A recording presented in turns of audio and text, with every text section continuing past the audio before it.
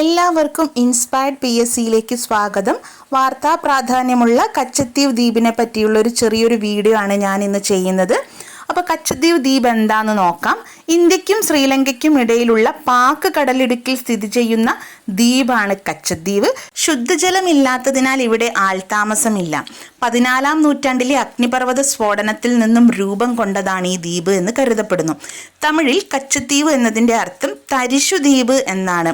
285 acre മാത്രം വിസ്തൃതിയുള്ള ജനവാസമില്ലാത്ത ഈ ദ്വീപ് നിലവിൽ ശ്രീലങ്കയിലെ ജാഫ്ന ജില്ലയുടെ ഭാഗമാണ്. ആദ്യകാലത്ത് ജാഫ്ന സാമ്രാജ്യത്തിന്റെ ഭാഗമായിരുന്ന ദ്വീപ് 17-ാം നൂറ്റാണ്ടിൽ തമിഴ്നാട്ടിലെ രാമനാഥപുരം കേന്ദ്രീകരിച്ച രാമനാട് രാജ്യത്തിന്റെ അധീനതയിലായി.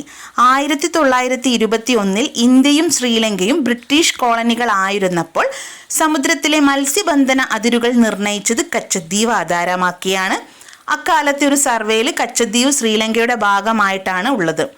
ഇന്ത്യയിൽ നിന്നുള്ള ബ്രിട്ടീഷ് പ്രതിനിധി സംഘം രാമനാട് സാമ്രാജ്യത്തിന്റെ ഉടമസ്ഥാവകാശം ചൂണ്ടിക്കാട്ടി അതിനെ എതിർത്തു. 1974 വരെ ഈ തർക്കം പരിഹരിക്കാതെ തന്നെ തുടർന്നു.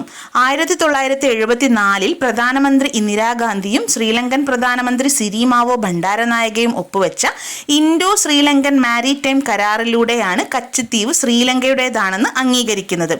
കരാറ് പ്രകാരം ഇന്ത്യൻ മത്സ്യത്തൊഴിലാളികൾക്ക് കച്ചത്തീവിൽ പ്രവേശിക്കാനും വിശ്രമിക്കാനും വലയുണക്കാനും ദ്വീപിലെ ഏക കെട്ടിടമായ സെന്റ് ആന്റണീസ് ദേവാലയത്തിൽ പ്രാർത്ഥിക്കാനും അവകാശമുണ്ട്. മത്സ്യബന്ധന അവകാശം ആർക്കെന്ന് കരാറിൽ പറയുന്നില്ല.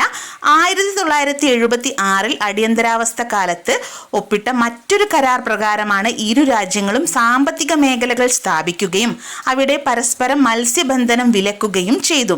രാജ്യങ്ങളുടെ സമുദ്രപരിധി നിർണയിക്കുന്നതിനുള്ള UN ഉടമ്പടിയുടെ ഭാഗമായിട്ടാണ് ഈ കരാർ ഉണ്ടാക്കിയത്. 50 വർഷം മുൻപ് ഈ കൈമാറ്റം നടത്തിയ കോൺഗ്രസ് സർക്കാരിനെ വിമർശിച്ചുകൊണ്ട് പ്രധാനമന്ത്രി നരേന്ദ്രമോദി രംഗത്തെത്തിയതോടെയാണ് കച്ചത്തീവ് വീണ്ടും വാർത്തകളിൽ സ്ഥാനം പിടിച്ചത്.